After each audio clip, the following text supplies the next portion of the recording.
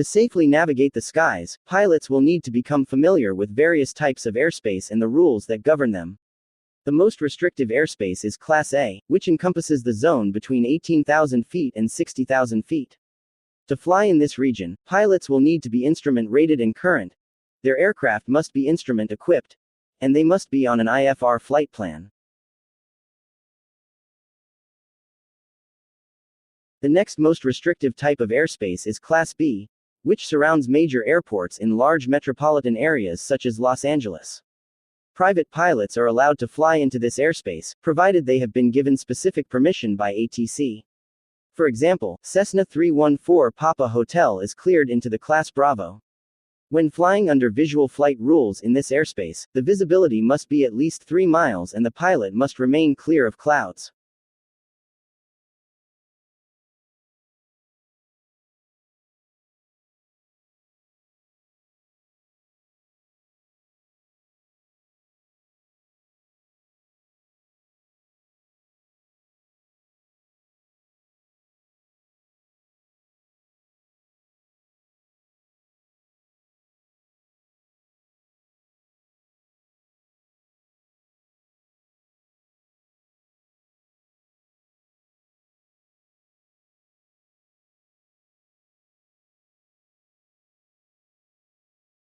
Class B airspace is depicted on VFR sectional charts as dark blue lines that often form semicircles around the airport.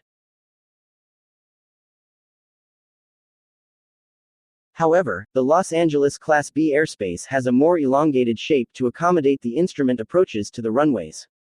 The numbers, which have been circled in magenta, represent the floor and the ceiling of the airspace. For example, the numbers in the upper left-hand corner mean that within this portion of the Class Bravo airspace, the area inside the box formed by the dark blue lines, the floor is 2,000 feet, add 2 zeros to the number shown, and the ceiling is 10,000 feet, again, add 2 zeros to the number shown. A pilot could therefore fly below 2,000 feet and remain outside of the Class Bravo airspace. The pilot could also fly above 10,000 feet and remain clear of the Class Bravo. However, moving to the adjoining area to the right that is also boxed in by dark blue lines, notice that the number circled in magenta shows the ceiling at 10,000 feet, but the floor goes all the way down to the surface SFC. The only way to cross this area would be to fly above 10,000 feet or obtain permission from ATC.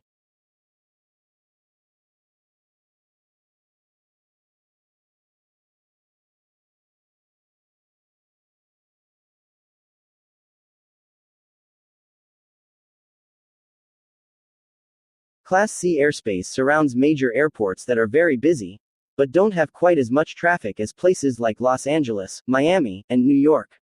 John Wayne Airport in Orange County is an example of an airport with Class C airspace.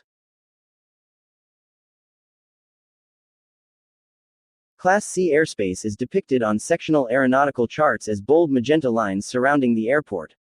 Viewed horizontally, the airspace would appear like an upside-down wedding cake. Although the configuration of each Class C airspace area is individually tailored, the airspace usually consists of a 5 nautical mile radius core surface area that extends from the surface up to 4,000 feet above the airport elevation, and a 10 nautical mile radius shelf area that extends no lower than 1,200 feet up to 4,000 feet above the airport elevation. Two-way radio communication with approach control and ATC acknowledgement of the aircraft's call sign must be established before entering the Class C airspace. Class D airspace surrounds any airport with a control tower. The airspace typically extends from the surface up to a ceiling of 2,500 feet. Two-way radio communication with the tower and tower acknowledgement of the aircraft's call sign must be established before entering the Class D airspace. Class D airspace is depicted on sectional aeronautical charts as a dashed, dark blue line. Class E airspace fills in most of the area surrounding Class B, C, and D airspace. It can begin at the surface, at 700 feet, or at 1,200 feet, and extends upward to the floor of the Class A airspace at 18,000 feet. In the image displayed here, the floor of the Class E airspace begins at 700 feet above the surface within the magenta-shaded circle. Pilots are not required to maintain radio communication with ATC in Class E airspace, but they must have a visibility of 3 statute miles and maintain a distance of 500 feet below, 1,000 feet above, and 2,000 feet horizontally from any clouds. When flying above 10,000 feet above the surface, those distances are increased to 5 miles visibility, 1,000 feet below, 1,000 feet above, and 1 statute mile horizontally from clouds. Class G airspace is the least restrictive of all the categories when it comes to visibility and cloud clearances, but there's not a lot of it in populated areas, other than the Class G airspace located below the floor of the Class E airspace. The Class E floor can begin at either 700 feet or 1,200 feet above the ground, depending on whether it lies within the magenta shading or dark blue shading shown on a VFR sectional chart. The area shown in this slide seems like it might be Class G airspace since it lies outside of the magenta shaded area.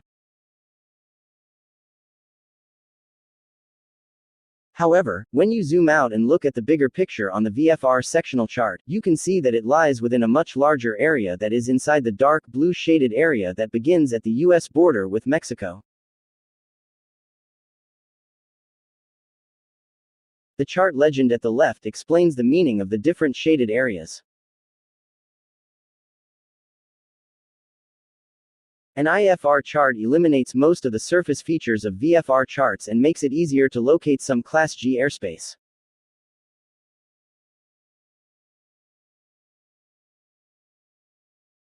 This area can then be superimposed on a VFR chart to get a better picture of the boundaries of the Class G airspace. As you can see, it is in a very remote area of northern Arizona. The table here shows some of the most important characteristics of the different types of airspace. In addition to the previously mentioned categories of airspace, pilots will also need to become familiar with different types of special use airspace. The following video provides a good overview. Did you know that special use airspace really is shared airspace? That's right, Tom. Some pilots think that restricted areas and military operations areas are pretty much for the exclusive use of the military. But Warren Morningstar is here to tell us that restricted isn't as restricting as you might think. Hey, Melissa and Tom. Well, let's say you want to go to Beaufort, North Carolina, right here on the Outer Banks. Now, a lot of pilots would look at that and they'd see all of this restricted airspace around it and they'd say, oh, heck no, I'm not going to fly through that. But really, it's not all that daunting once you understand how it all works. Cherry Point approach serves the military and civilian customer. Gunnery Sergeant Louis Cruz is the training chief for air traffic control at Marine Corps Air Station Cherry Point on North Carolina's Outer Banks. Cherry Point handles both civilian and military aircraft in what looks like a wall of special use airspace. But it's really not all that impenetrable. So let's start with Alert Area A530. An alert area is exactly how it sounds. It's an area for pilots to remain alert and vigilant of their surrounding airspace. Now you can fly through there without restriction as long as you stay clear of the Cherry Point class Delta. We have multiple high-speed aircraft departing out of Cherry Point going to either location, whether going north or south into either of those airspaces. So while a VFR or IFR aircraft can operate in an alert area and there are no requirements to operate in an alert area, once again, it's advisable to contact Cherry Point ATC so we can provide those traffic calls in regards to where an aircraft may be departing. Now, VFR aircraft can also transit a military operations area, or MOA, without restriction, but it's still better to talk to air traffic control. An F-18 or F-15 might be transitioning at 15,000 or 10,000 feet doing 400 knots, and right off the nose will be a Cessna doing 80 knots, 100 knots. Now, normally ATC won't route IFR traffic through an in-use or hot MOA, but it doesn't hurt to ask. If you talk to Cherry Point Air Traffic Control, we can give you a specific altitude that we will deconflict with the using agencies to fly you through there. For example, if you're at 8,000 feet, we can obtain a block altitude of 7,000 to 9,000 for air traffic control to use, while the fighter jets and the range control division will utilize all the other altitudes within those specific areas. And finally, restricted areas. You really don't want to be in one when it's hot. Some of the hazards a general aviation pilot may encounter in restricted airspace, for example, R-56 Alpha will be aircraft conducting high speed maneuvers, whether they're dropping ordnance or they're shooting rounds through surface targets. Or for example, R-5306 Delta here to the south they're constantly firing mortars or artillery. And we utilize those restricted areas to keep non-participating aircraft well clear to avoid those hazards. But when a restricted area is cold, you can go right through it. And sometimes you can go through even if the fast movers are already playing there. On the NOTAMs, Alpha is active continuous Monday through Friday, but that doesn't mean that we're using all of it at the same time. So as you use the aviator, if you talk to Cherry Point Air Traffic Control and ask for the status, or in essence ask, can I transition from New Bern to Okokoke at 3000? If the aviators are not conducting the bombing runs and they're just conducting formation flights in the upper portions, we have the authority to provide you that access through RFA 306 Alpha. So for example, we'll call to the using agency and tell them there's a light civil aircraft that like to transition at 3000, and they'll cap the military aircraft 4000 above, and we'll tell you transition through Alpha or at or below 3000 feet. Bottom line, anytime you're near or in special use airspace, talk to the controlling agency. Some general aviation pilots are afraid to talk to ATC, whether they might be lost or they're drifting to a special use airspace or even sometimes a fuel emergency.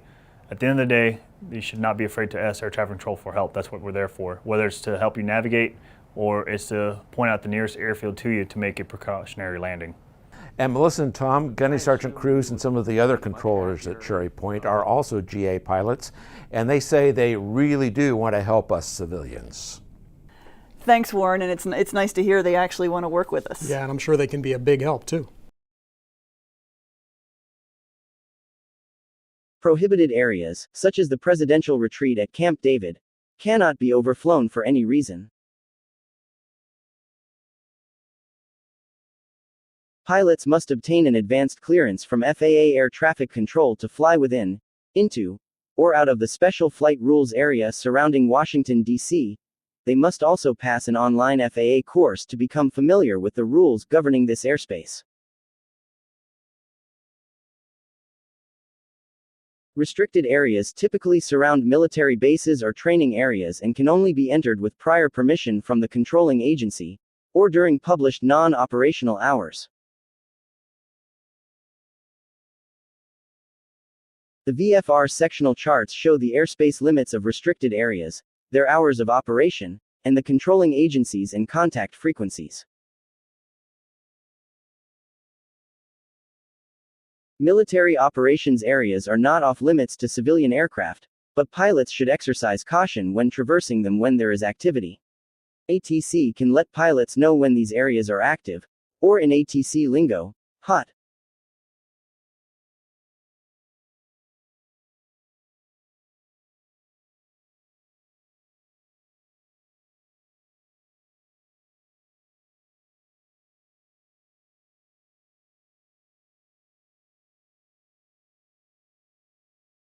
Pilots can also traverse warning areas, but should exercise caution when they are active.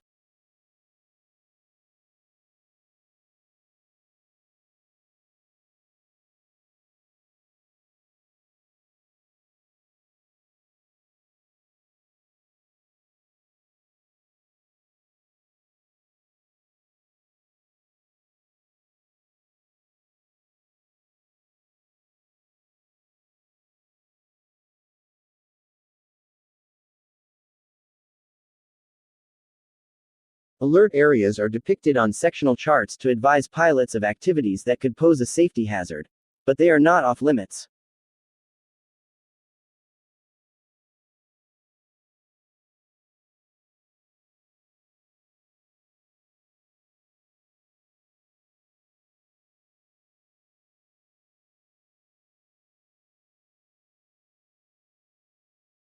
Controlled firing areas are not restricted, but they could pose hazards to aircraft flying over them.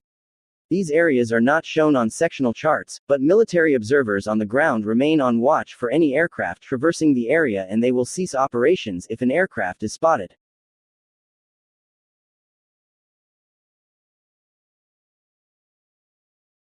Temporary flight restrictions, or TFRs, can pop up at any time, such as when a president or other important government official is visiting an area. The boundaries of the TFR are depicted as a red circle overlaying a sectional chart on the FAA website. Pilots should always check with flight service to find out if any TFRs exist over the route of flight. The following video explains TFRs in more detail.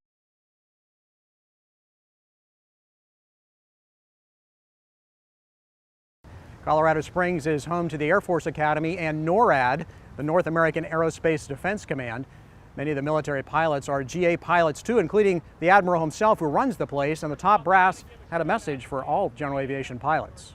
But there are places in the country where we have elements of our leadership that they don't want airplanes to be flying around because of the threat. And this comes from 9/11. And so we put these TFRs up there, and we work very, very closely with the people that are in charge, the FAA, and then we are there to protect the president, or we're having a TFR right now protecting the Pope.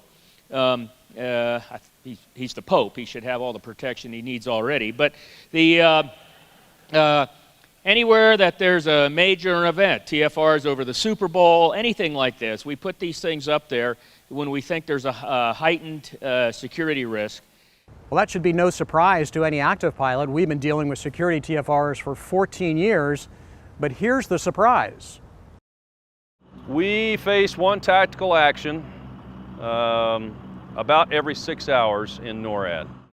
That's right. Every 6 hours, an aircraft stumbles into a security TFR, and more often than not, it's a GA airplane. That's why the military was in Colorado Springs and why they show up at a lot of aviation gatherings, to make sure pilots are aware of TFRs. So what happens if you're not aware of a TFR? AOPA Live's Warren Morningstar found out firsthand. Attention on guard, attention on guard. This is the United States Air Force Armed Air Defense Fighter. Aircraft from Goodland, VOR radial 21244 DME 7000. Tracking east at 130 knots, squawking 5001. You have been intercepted. If you can hear this transmission, acknowledge with a radio call on simulated guard 123.1 and rock your wings. Odds are you won't hear that, but what you will see in just a few moments is one of these coming up beside you, and you don't want that. We were invited along on a training mission with the Colorado Air National Guard. Now, we're in a Colorado Civil Air Patrol Cessna 182 flying as a threat aircraft, and we've just penetrated a simulated TFR inside the Cougar MOA. And because we've ignored the fighter's first radio call, he's going to make a pass to eyeball us. He tries again to call us. Aircraft November 594 Charlie Papa, you are entering restricted airspace. You are ordered to turn west immediately. If you do not follow these instructions, you may be fired upon. And still we ignore him, so he gets more aggressive.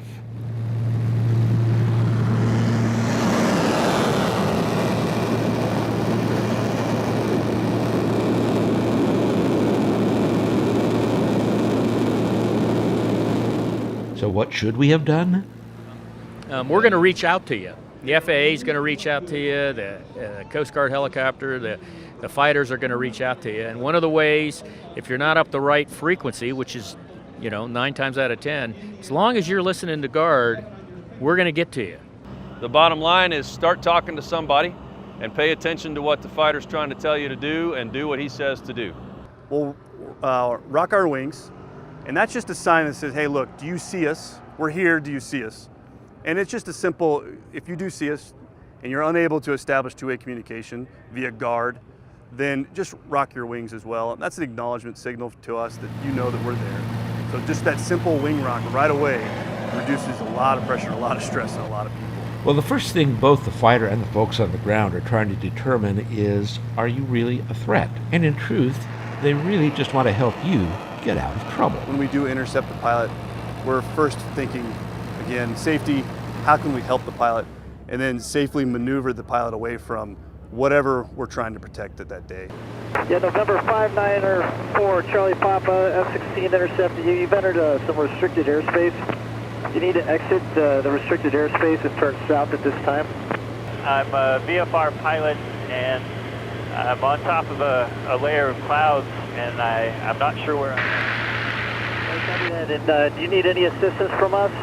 The batteries of my GPS went dead, and I'm not sure where I'm at right now. If you could help me get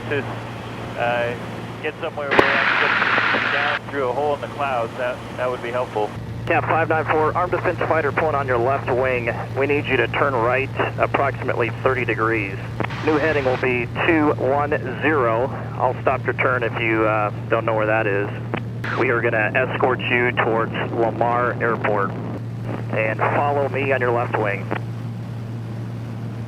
So Ward, it must really get your attention when an F-16 comes smoking up next to you, right? Well, it really does. It's pretty startling, and the amazing thing is that you can hear it even above the noise Really? of the 182 engine and the wind noise. That thing really roars. So, Warren, where are the biggest problems with TFR violations? Well, you know, surprisingly, the biggest problem in the areas now are Palm Springs and southern Florida. Pretty much have solved the problem around the capital. I mean, we're all aware that TFR is there and it never goes away, but apparently, you know, when the president travels to Palm Springs or to his vacation spot in California, or Florida rather, pilots just don't get the message. Okay, good. So Warren, what can pilots do to avoid a TFR? Well, it's really pretty simple. You know, you can, as you're planning your flight, you can go to our flight planner and it'll show TFRs. The FAA has a website which also shows TFRs. We'll put that URL up here on the screen. And then the final thing that anybody can do, it's simple enough. Pull out your cell phone just before you get into the airplane, call 1-800-WEATHER-BRIEF and ask if there are any TFRs that you need to worry about. Yeah. So one of these guys pulls up beside you. What keeps you from pulling the throttle back, popping out the flaps, and going into slow flight mode? Well, you know, a lot of GA pilots think they can escape an F-16 that way, but they really can't. No, you know, you might see one guy off of your wing, but you don't see the other guy. And we have techniques and tactics in place to be able to monitor the low, slow aircraft.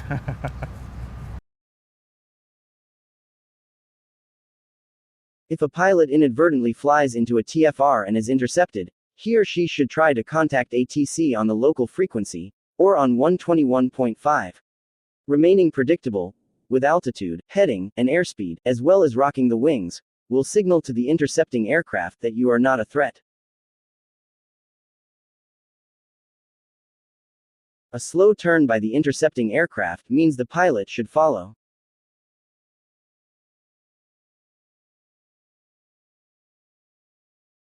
At night, pilots can acknowledge the intercepting aircraft by turning all available lights on and off at regular intervals. To review the material we have covered in this lesson, practice the following FAA questions on Airspace.